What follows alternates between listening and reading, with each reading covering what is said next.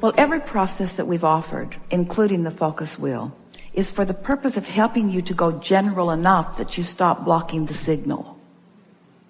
Okay. The signal is there for you, but sometimes the details, when you believe something that is flawed, when you believe you are inappropriate, that's a flawed premise and you can't get around it.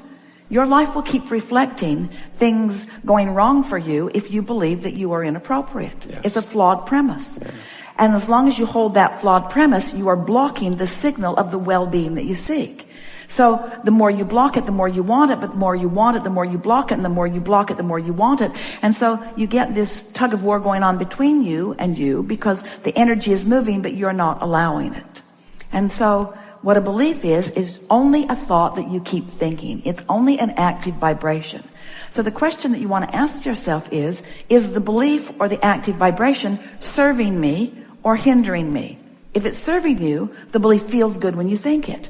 If it's hindering you, the belief feels bad when you think it. And every process that we've ever offered, and there are many of them and many more coming, is to get you to find some way of going general enough about the subject at hand that you stop blocking your own well-being in the process. So think about the focus wheel. The focus wheel is a process where we encourage you, something has happened and you know that you want something. You know you want it, you're just not getting it. And so you make your statement of desire, and it's irritating even to make that statement of desire because it's a statement of desire that feels bogus because it isn't happening. So you're in a sort of wad of resistance because what you want isn't. There's no evidence of the manifestation of it. So then we encourage you to see the focus wheel like a big clock, so to speak, and write some circles around this, 10 or 12 circles around the outside edge, and make your statement of desire and write that right in the center of your focus wheel. Now you've written it, but you don't believe it. And the evidence that you're living supports the fact that you don't believe it. So the focus wheel is offered in order to help you to let go of that cork, to do something different than what you've been doing. So now we encourage you, the premise of the focus wheel is, you know those merry-go-rounds that are out there in the playground that sometimes the kids had them going so fast that when you tried to get on, it just spun you off in the bushes? But if they would slow it down, you could get on, then you could all speed it up together. Well, the focus wheel is like that. You've got beliefs that are moving so fast that you can't fix them. When you try, you just get spun off in the bushes.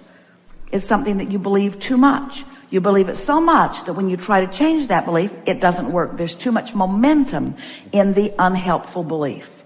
So the focus wheel was one of the first processes that we offered in helping you to go more general. We weren't calling it that in those days, but we said, try to find something that you already believe that doesn't throw you off in the bushes. So you just start stabbing in the dark a little bit. You just start reaching for something that is about this desire that doesn't throw you off in the bushes. In other words, it doesn't make you wad up in a knot. It fits. When you have a leading edge experience out here as you are having all day, every day, and you come to a new conclusion, all that is receives the benefit of all of that and focuses upon, in satisfying fashion, the expansion of the universe that has taken place because of what you are about. But that brings us to the most important thing that we're wanting to say to you. And that is, don't try to understand those levels of consciousness in the sense, don't try to think the thoughts that the source within you is thinking. Instead, think the thoughts that you are thinking and do your best to align yourself vibrationally with that broader resonance. So let's say that what you are looking for is more financial abundance. And you're not living it, you don't even believe it, but you're willing to play the stupid focus wheel process game because you do believe that some people are benefiting, you do have some beliefs, and you do want things to go better. So you think a thought such as, I suppose things could go better for me. Off in the bushes because you don't believe it. I really need a lot of money and I need it fast. Off in the bushes because you don't believe that it's going to come. A lot of people have money. Well, I hate them. Off in the bushes. Off in the bushes you go. So you still haven't found a general enough thought that lets you make a statement and put it on the wheel. You're trying, but you can feel all you've done so far is just aggravate the fact that you're not where you want to be. It's just annoying. So then you say, there are areas of my life where things are going well. You didn't get flung off on the bushes on that one. Not money, off in the bushes you go. There are some things that are going well. So you write, some things are working for me. That felt pretty good. You found a general statement that in that one statement, your vibration softened. You are less resistant than you were before. Which means now you are less resistant than you were before. You have access to thoughts that you didn't have access to before. In other words, in today's conversation, your grid is beginning to fill in with other ideas. So then you think, I remember worrying about such and such, and it turned out all right. So maybe things are working out for me. Didn't get thrown off in the bushes again. Now you've got two statements on your wheel. They both felt pretty good. And you are slightly distracted from the fact that you don't have any money. In other words, you feel a little better than you felt. And now you're sort of beginning to pick up some momentum. You've raised your vibration enough that ideas are beginning to flow. You don't feel abundant enough for abundance to avalanche into your experience, but you sure feel better than you felt a little bit ago. So then you say, some ideas will come to me. Didn't get thrown off in the bushes. It might even be fun to watch for ideas coming. That sort of is kind of how it works. This might be fun to watch this unfold. I like the idea of being a deliberate creator. I do believe I create my own reality. I haven't known how I do it, but I sure like finding out how I do it. I know I'm a teacher. I want to teach through example. It's fun to figure this stuff out. I know that words don't teach. I'm feeling better already. I can feel that I'm on a path of less resistance than I was on. I'm looking forward to what's coming next. I have been a pretty good provider. I've worked harder than I really want to, but I always figure it out. I can see how I've let things come only to the degree that I believe them. And I believe I can expand my beliefs. I believe I can expand my beliefs. I believe that everybody is the recipient of as far as they are able to believe. Ooh, I really like the idea of stretching how far I believe. I adore the idea of expanding my belief. I believe that law of attraction will bring things proportionate to what I believe. I'm excited about realizing that it's open-ended. I'm just beginning to scratch the surface of abundance in so many areas of my life. This is really a fun thing. And now you look at what you wrote in the center of that circle, and now you believe it. You don't doubt it. You moved your vibration by going general to a place that it has not been before. And now your entire point of attraction has shifted. Because in the same way that the ideas began to flow to you during the process of the focus wheel, all things in the universe related to you have shifted too. And now conversations show up differently. Ideas show up differently. Offerings show up differently. Now evidence of your shift shows up everywhere around you. Don't you really like this stuff? Don't you like being the deliberate creator of your own experience? Yeah. Don't you like knowing that all you have to do is get a handle on something that you want and then bring yourself into vibrational alignment with that idea of what you want? And don't you feel satisfied? Isn't that the only place that worthiness will ever come from? Isn't it necessary for you to decide and achieve before you feel worthy? Don't you want to show yourself that you can achieve the vibrational place in order to allow what the universe has been attempting to give you all along?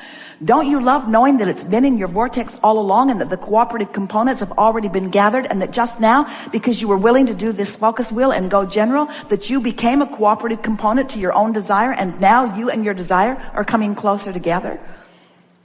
We would make more lists of what you want. We would sit with a notebook and we would make lists of things that you want. And we would compound the feeling of alignment by remembering that everything is working out for you.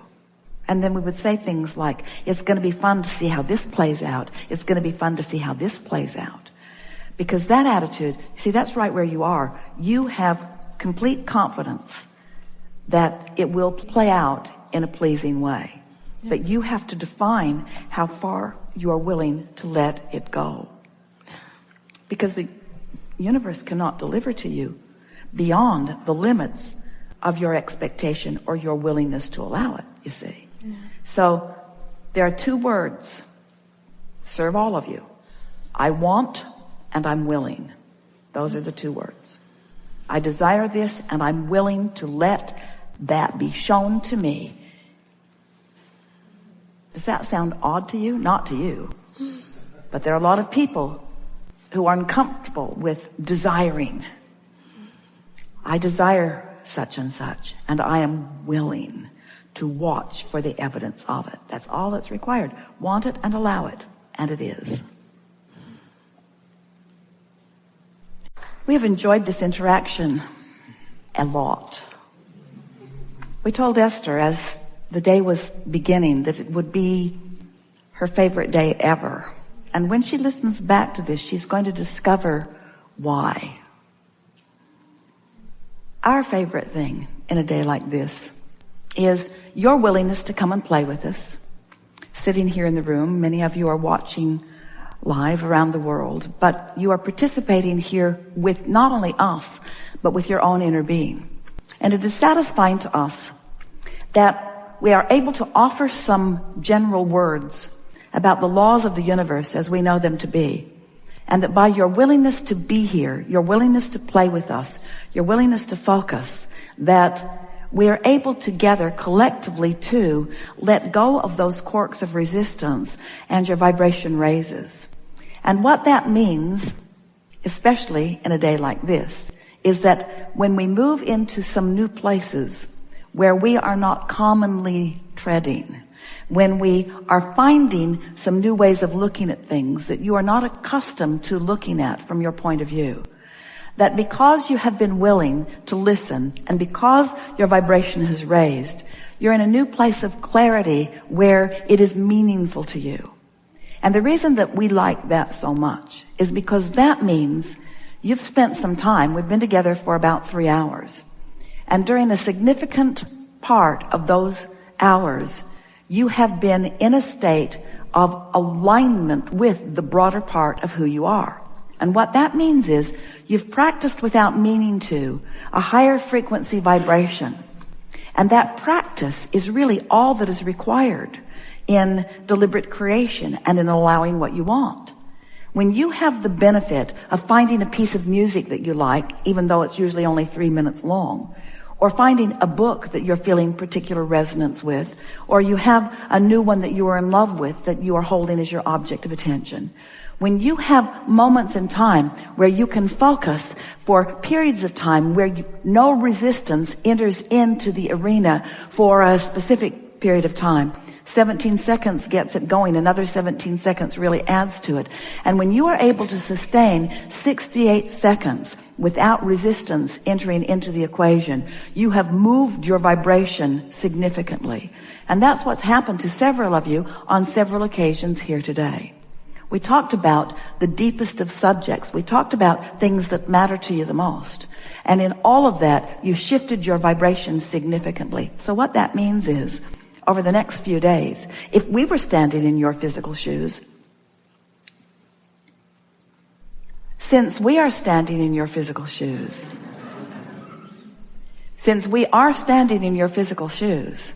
it is our intention to watch for evidence of the new alignment that you've practiced in these hours that we have been together. That evidence is going to thrill you. It's also going to buoy you. When you see it, when you come across it, consciously acknowledge it and make the correlation in your own being. This is as a direct result of my holding myself in vibrational alignment. And I can do that relative to everything. Friends, life is supposed to be fun. And you're not ever going to get it done. And you can't get it wrong.